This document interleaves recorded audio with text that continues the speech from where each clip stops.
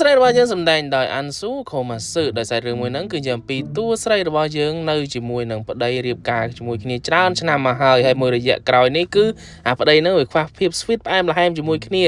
សូម្បីតែធ្វើការធ្វើអីហ្នឹងក៏មានការខិះលាគ្នាអីចេះមួយចុះពីរយ៉ាងដែរតួស្រីយើងទោះជាមិនមាត់មិនកមែនតែអារម្មណ៍ហ្នឹងគឺបែបថាកណ្ដោយកណ្ដែងខ្លាំងតែម្ដងហើយថ្ងៃមួយគាត់ជួនចវាយនាយចាស់ហ្នឹងក៏បានទេមកដើម្បីចង់ពិភាក្សាការងារជាមួយតួស្រីមួយចំនួនខ្លះអញ្ចឹងណាព្រោះឯកសារមួយចំនួនក៏ត្រូវការយោបល់ពីតួស្រីដែរអញ្ចឹងក៏មានការមកញ៉ាំអីជុំគ្នាយប់ឡើងក៏ស្វាគមន៍គ្នាធម្មតាទូទៅអីចឹងទៅ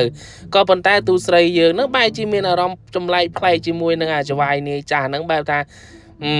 ដេកមកមើលដេកមកមីតែឯងអីចឹងមកណាហើយដល់ទៅស្អែកឡើងអាតានោះក៏មករោដូចទៅសពដងចឹងទៀតតួស្រីយើងចាប់ផ្ដើមធ្វើខ្លួនអត់ត្រូវហ្មងបែបថា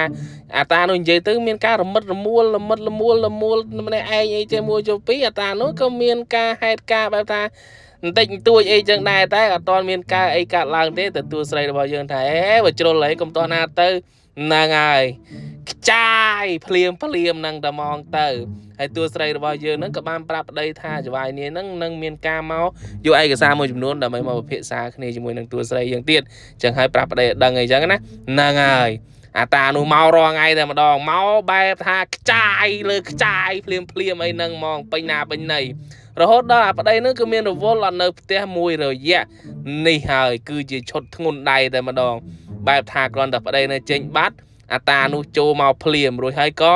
ខ្ចាយលើខ្ចាយដឹងប្រមាណត្រួតទេលោកអើយច្រើនណាស់ញាក់សាច់តែហ្មងអសពស្វ័យលុតចុះលុតឡើងគឺជាលេខកូកុំភ្លេចទៅ search មើលហើយបញ្ចូលចិត្តក៏កុំភ្លេចចុច like ចុច follow ឲ្យផងធានាឲ្យថាអែមបងគេតែហ្មង